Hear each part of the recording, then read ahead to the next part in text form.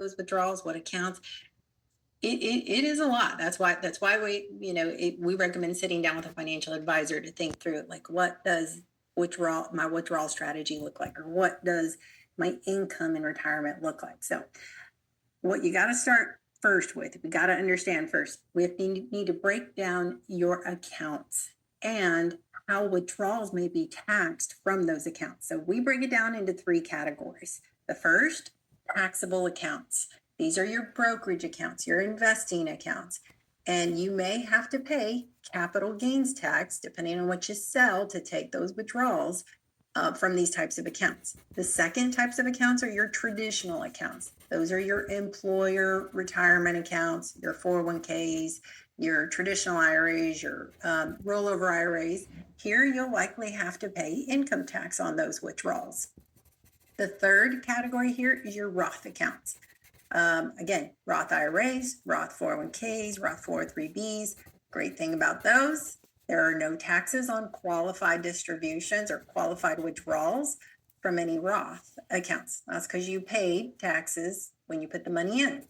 So when it comes to withdrawing, and this is personal to everyone, again, how you take that withdrawal strategy, it depends on how much is in those accounts, how much you need to withdraw. But really, when it comes down to withdrawing, there's 2 basic strategies or approaches, and that would be a traditional approach or a proportional approach. So let's talk a little bit about each one of those.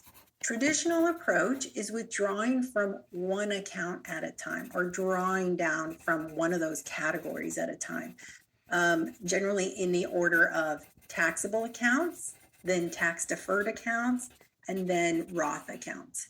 The objective here is to let those tax deferred or those tax free, like your Roth, to stay in there, stay invested, and have the opportunity to grow longer over time.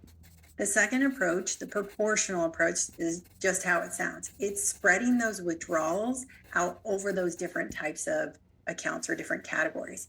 So you're withdrawing a little from each account. The objective here is that you potentially have some control over your tax bill as you're taking these withdrawals.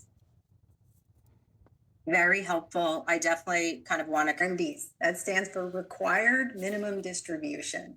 So once you reach the age of 73, you are required to withdraw a certain amount of money. There's a calculation. At Fidelity, we help you with those calculations, but there's a calculation that you have to withdraw from your tax-deferred retirement accounts or plans. That's your traditional, your simple, your SEP, your employer plans, even most small business accounts. If you're not sure, definitely ask, if you have an RMD based on the type of account you have. But essentially what that means is every year you have until December 31st of each year to withdraw that required minimum distribution. On your first year, however, they do give you some grace period. You're allowed to delay that till April 1st of the next year, just for that first year. But keep in mind, in that next year, you're going to have to take 2 required minimum distributions, and pay the tax for that. So something to consider. Another thing with required minimum distributions is if you're still working at 73, you are required to take an RMD from an IRA, but you can delay taking RMDs from your current employer plan, such as your 401k or your 403b. RMDs, they're required to take. You have the option. You can spend them. You can turn around and invest them, right, in a brokerage account, or save them, or you can simply gift them.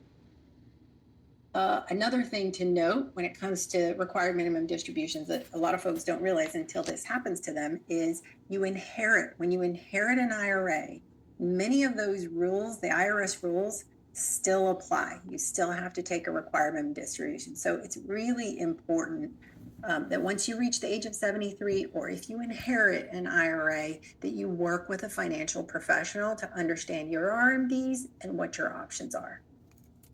Elisa, are there any other penalties or requirements we should be aware of as we plan our tax smart withdrawal strategy?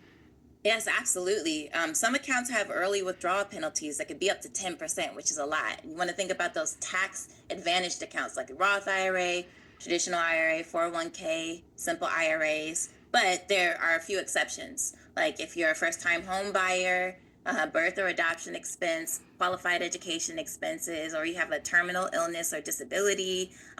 Sometimes some addendums for if you're unemployed. So if you're before you think about taking money out of one of those tax advantage accounts that I mentioned, you should talk to a tax professional or check out the IRS to avoid any unnecessary penalties that kind of slow your growth for the long term. Wow, thank you. That was less than 1 minute, which is awesome. And I think we've got about a minute to do a wrap up. I think what's most important, hopefully, we brought forward just kind of how folks should be thinking about things. I know there were a number of questions in the chat that was very specific to your situation, or if people are going through some type of life change, inheritance, divorce. These are places where Fidelity is available and here to help you. So definitely don't hesitate to reach out. What's great is if you've filled in your information, we'll reach out to you. But if you are ready and you want to speak to someone right now, what you see in front of you on the screen is our phone number. It is for complimentary planning help. What that means, it is free. And when we say free, it is truly free when we do financial planning with you. If you need us to manage your investments, that could come with a fee. You